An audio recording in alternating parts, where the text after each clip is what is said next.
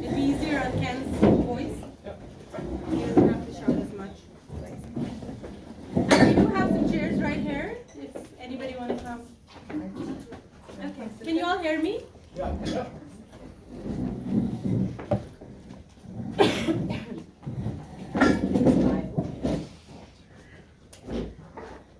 Ken, you have to hide that when I call you. Oh, I'm not here. Okay, for those of you who don't know who I am, I'm a co-founder with Maximize, and my husband, because can you wait? We founded it together. So Maximize is an app that helps you connect with professionals. I came up with the term Maximize is mixing with the right people and maximizing your work. So it helps you connect with professionals. Say I want to meet Ken, who's a general manager with Crystal Glass, and not everyone would have a connection to go ahead and just go straight meet him. He is on Maximize, so you could just go on, it's www.maximize.com, so it's MIXXIMIZE.com. You go on that website, you would see a lot of different profiles, all high-end professionals, people who have succeeded and have amazing stories to share. You could learn from them, grow with them, and what we're trying to do is help build communities and helping charities throughout Canada. So what happens when you want to go meet Ken, you go hit on his profile and you could connect with him. Since time is money and he might not be available for everybody to go and meet, because for example, I want to meet Ken, there's a lot of value for me to go meet him because could be because I want to collaborate with him, I want a job in his company. It could be because I want to learn from his success story and just be as successful as he is. So I see a lot of value in going and meeting him, but what is in there for him to come and give his time to me? So to make that happen, to actually make that connection happen, we let people charge money for their time. So he can charge whatever his time is worth. So I would give him that money and we make that connection, the connection happens. Now the money that he is charging would be given to a charity that he's passionate about. And it's the kids' cottage that Ken is supporting. So if I pay him $200 or $100 for an hour, and he's gonna give me that counseling session, he's gonna help me how to succeed in business from his success story. I pay him that kind of money, and I would benefit, he would benefit, and the charity is being helped. So Maximize is a great platform. If you have a kind heart, you wanna give back to community, if you have a successful story you wanna share, or you just wanna learn from people like Ken. So that's where Maximize comes in handy. Feel free to take business cards from me if you want, or just log on to maximize.com and meet people like him and also make up an account for yourself. And we're so grateful to Sean for hosting us at Juris Corp Law Office. So we do our events every month at different businesses because we do want to grow, expand our network. And we're very grateful for Sean to have us. Thank you, Sean. And I'm gonna have him on the stage. He will briefly explain what he does and about his services.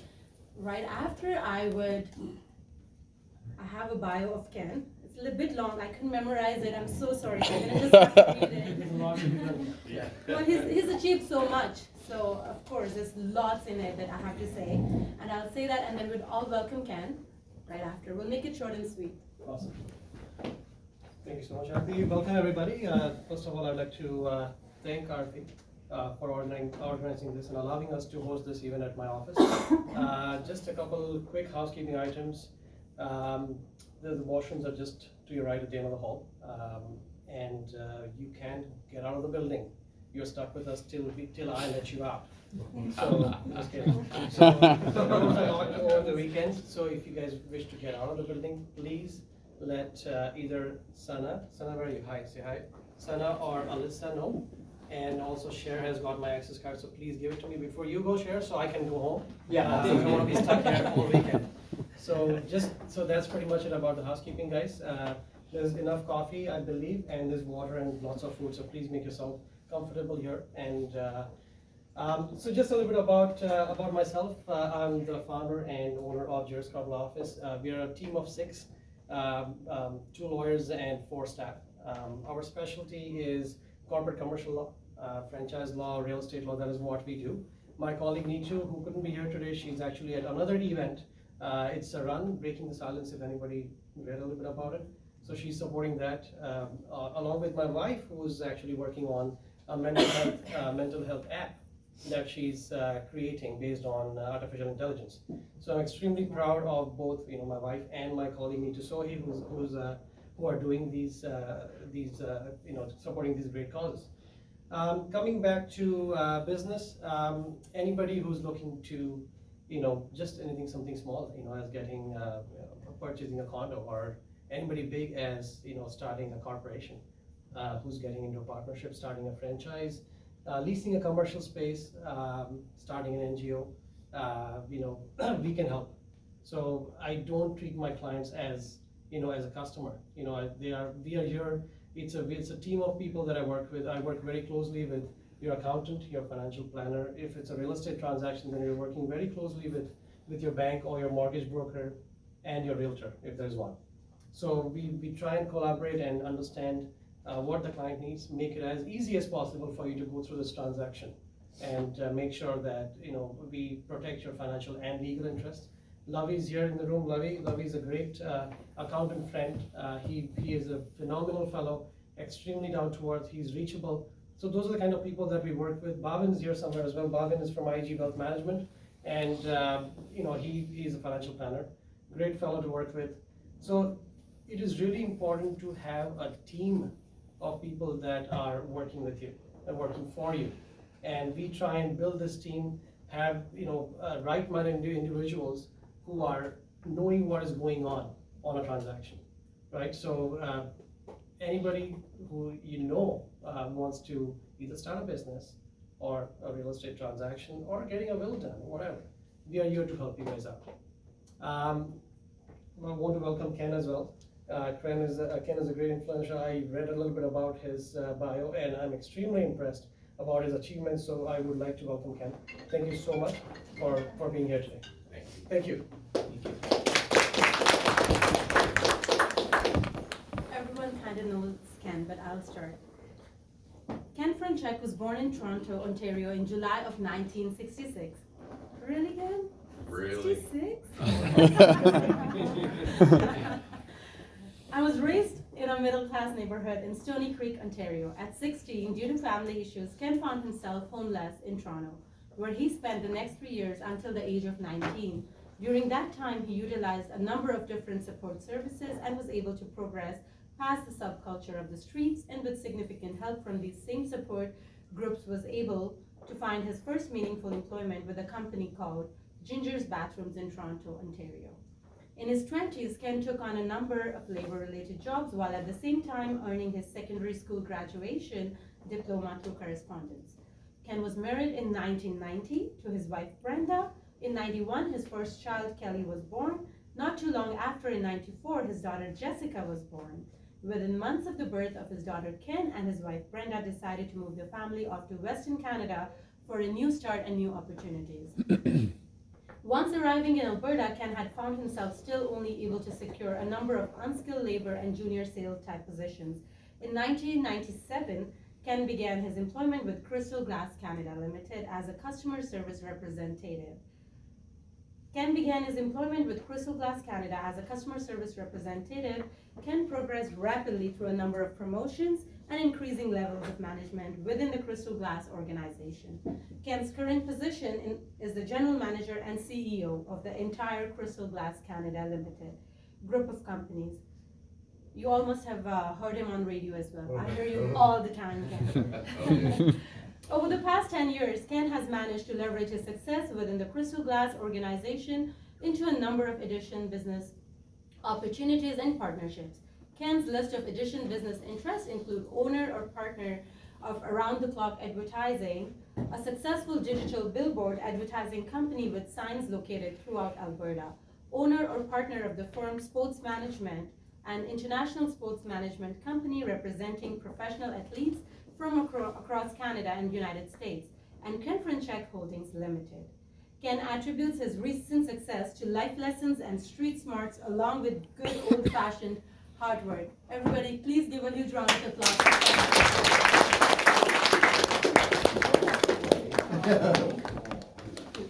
Hello, folks. You're not going to have any trouble hearing me because I don't need a microphone. Question, Sean. First of all, thank you so much for allowing us to use your room for this. And thank you, RT and Vic, for inviting me to speak. I'm always honored and humbled when I'm given an opportunity to speak to a group of people who are interested in hearing who I am, because frankly, I live it every day. It's not that exciting. Hopefully you feel it's a little different. Are we able to get the lights up at all, or is this as bright as we get This it? is as bright as we All can get. right, well, I will try to brighten the room as best as I can. You're adding to the light, Ken. Thank you so much. That is mine. Here we go. So, first of all, I want to tell you who I am. I know some of it is on my bio, and to be frank, my bio hasn't been updated for a while, and for that I apologize. I did move out here with my wife and family, and I'm not, to be very clear, because it plays into part of the discussion, I'm no longer with my wife. It's unfortunate, but the situation has taken us in different directions. Her life is wonderful in one direction, and mine is in another. But with that said, everything else on there is accurate, with exception to maybe a couple of other interests as far as business is concerned. One that's omitted is I also operate a company called Excel Business Training. So I actually have a business that is completely related to what we're doing today and to Miximize. Within that structure, I actually charge an hourly rate, and I sit with people and try to help coach them through some of the pitfalls of business. Just simply using anecdotal stories and information, lessons that I've learned, and then I help draw them along. So this is a perfect fit for me, because the beauty of this is I'm also very, very active in a number of different charitable organizations. You can imagine my interest, or understand my interest, in youth at risk. Anything youth at risk, I'm all over. Youth Empowerment Support Services, the YES organization, UCAN Youth Services, Kids Cottage, anything that's going to help rise that not so soft and pretty demographic of our 15 to 19-year-old youth, and help give them a lift up, because people did that for me. And had those people not been there for me, I wouldn't be here for you. And something I like to talk about before I even get started is the reach out touch effect. Those people who supported me in my youth had no idea that I was the guy that might somehow truly benefit from their involvement by them helping me with a lift up.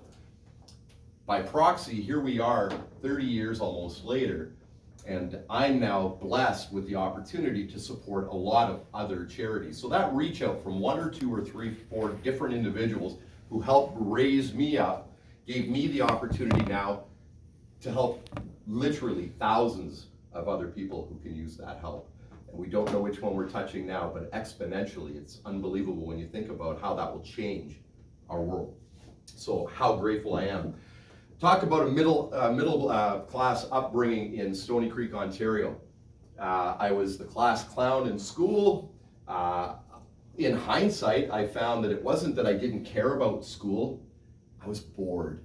I was bored with school. And as a result, didn't put the kind of effort I probably should into it.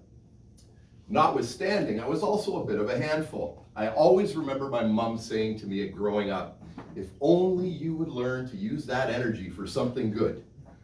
And I did not. So actually, just prior to my 16th birthday, I found myself homeless. By homeless, there's a number of different types of homeless that exist. There's couch surfing. We've all heard of it. We might know someone, I've had a tough time, I couldn't pay my rent, my folks asked me to leave, whatever the situation is, and I'm staying at a friend's. And then you wear out that couch, and then they send you to another friend's, and you wear out that couch. That's homeless, and it's very legitimately homeless because it's a scary place to be.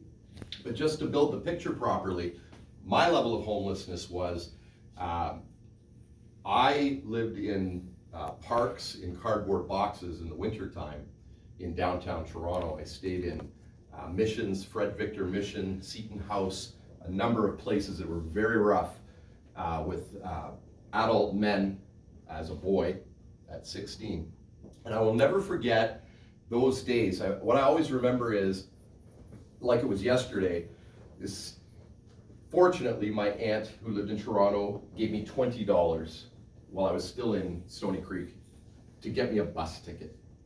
And she said, this will at least get you to Toronto where there's resources for help.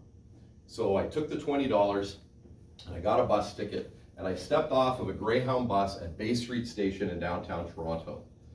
I was not even 16 years old. I had never been in a major city. And I stepped off in one of the roughest areas in the country at the time at Bay Street. And I looked up at the buildings and I had about $8 left in change from the bus ticket. I had no idea where I was going to go, what I was going to do, and I certainly didn't have the life skills to manage the next steps. So I won't, for this group, get into much more, though when I'm dealing with groups of philanthropic minded folks, trying to encourage them to support youth at risk, I will go into much more detail in that. I'll pass on that for today because it's not necessary. The only reason that I share that with you is so that everyone in the room understands that the guy standing here is you. And by that I mean, no matter where you think you've come from, wherever you think the obstacles in your life have taken you to the lowest place, and we all have our own versions of what the lowest place in our life are, you are me and I am you. Anyone can do exactly what I've done. Simple. So, today we're talking about, specifically, we're talking about thriving in a corporate environment. How to move yourself up in a corporate environment. So, I always like to start with, nothing happens unless you have a reason. It's so primary, but we all forget it. So I like to do a quick exercise before I get into anything really huge here, and it's just a quick dream building exercise. And the purpose behind this, to set the stage, is you had better understand why you're doing what you're doing every day to grow, because if you don't, you will not do it. If you have no reason to get up and be full of energy, you simply will not, because life is easier as a street kid. It's easier to get up and do nothing. I did it for almost 4 years before I understood why. So let's talk about dreams. When I do this, I'm going to go into the group here, and we're going to talk about things that matter to you. For some, it's monetary. Cars, houses, and that's fine. For some, it's about being able to give back. For some, it's about being able to do exactly what I do here today, help others in business. We all have our own reasons to want to get up to the next level and up to the next level, whatever that level is. So we're going to start with ultimate success. Tomorrow, you had unlimited funds. Hard to get there because we all have these limitations in our minds. Remove them. Everybody remove them. I don't care what the number is, 100 million, a billion. Bezos has it. It exists. There are people who have it.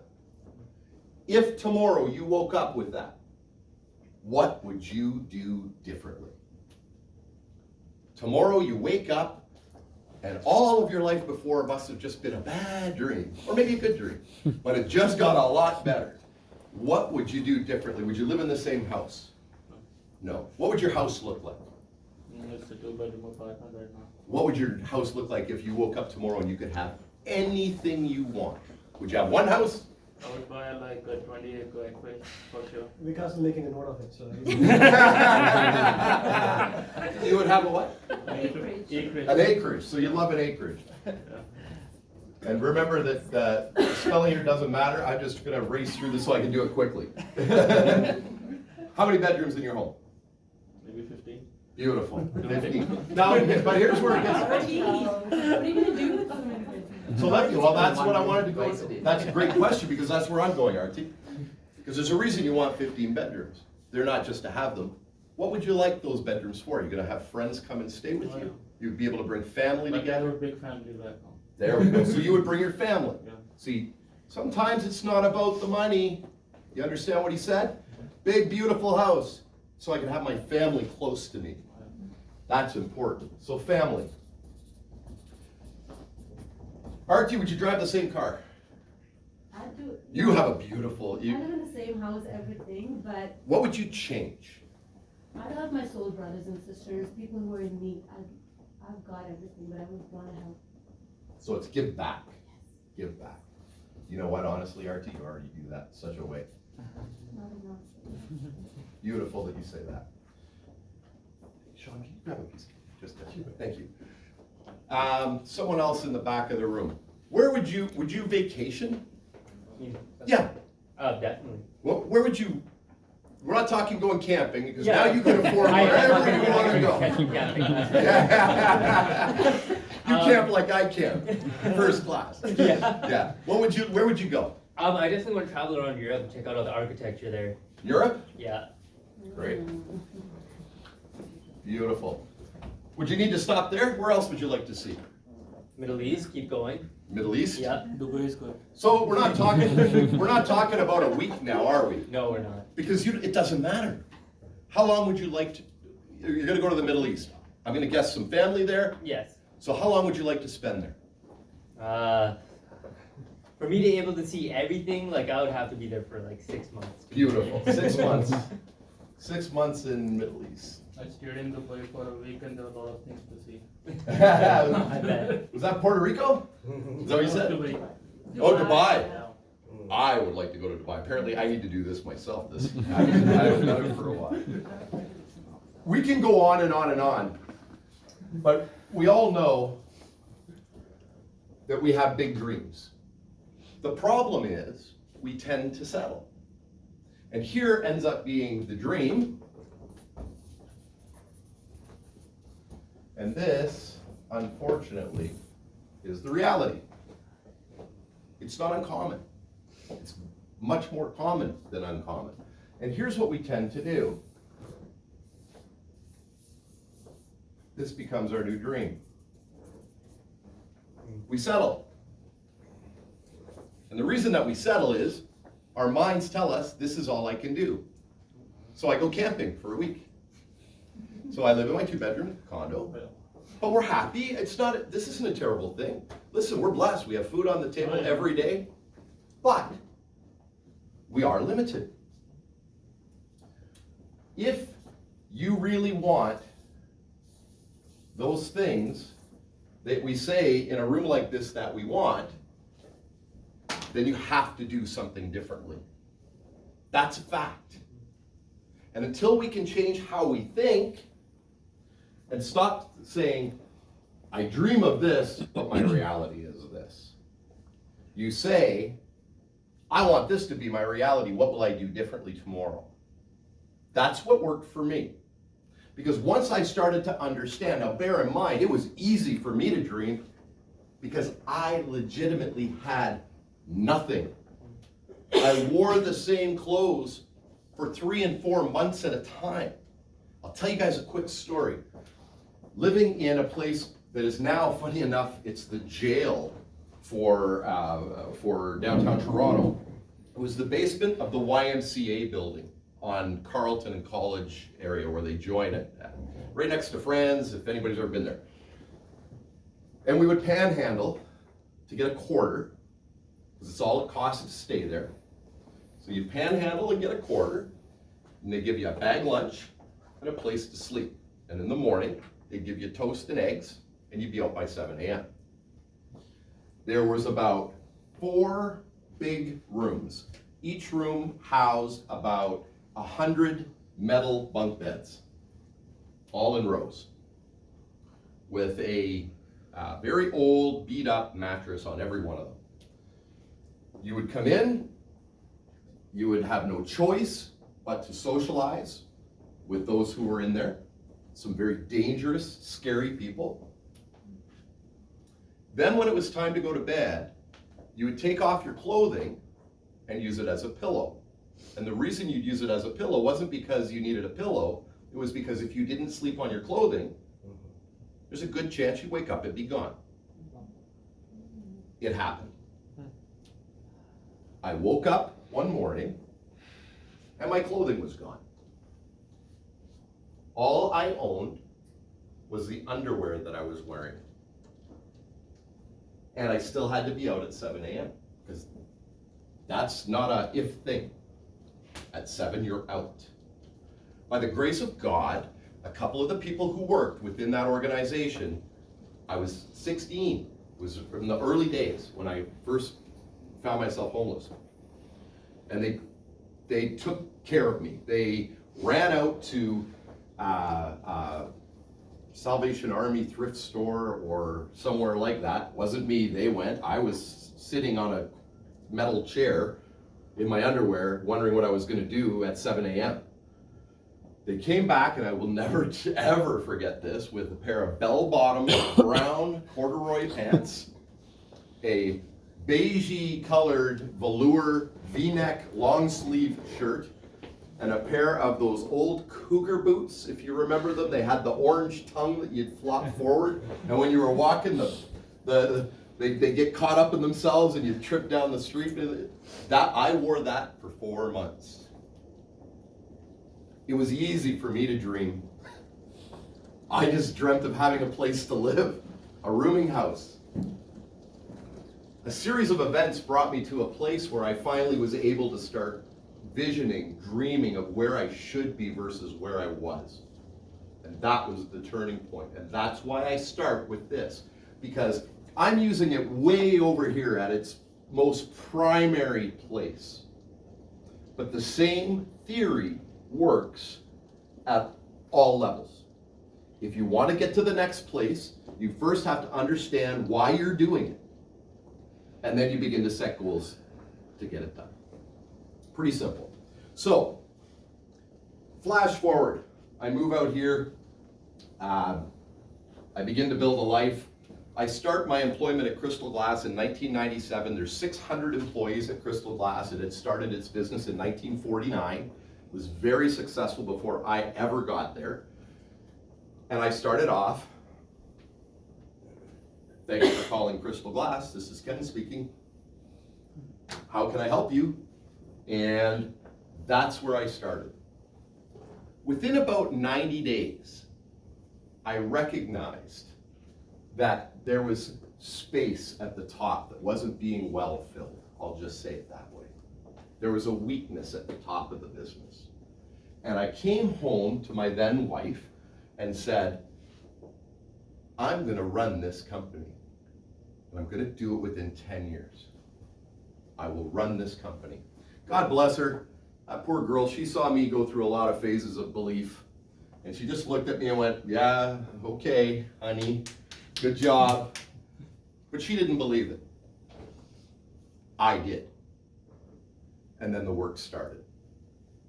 So, let's talk about what things made that work, from homeless to CSR at a company with 600 people, some of them with 30 years of tenure ahead of me. The logical choices to run the company long term. Who was I? This young punk. First of all, and I'll end with this later, is it's all about hard work. I don't care how much of what I tell you today you apply to yourself and your growth in business and your corporate environment. Nothing will happen without hard work and common sense. Those are the two key contributors. But these are some things that I did outside of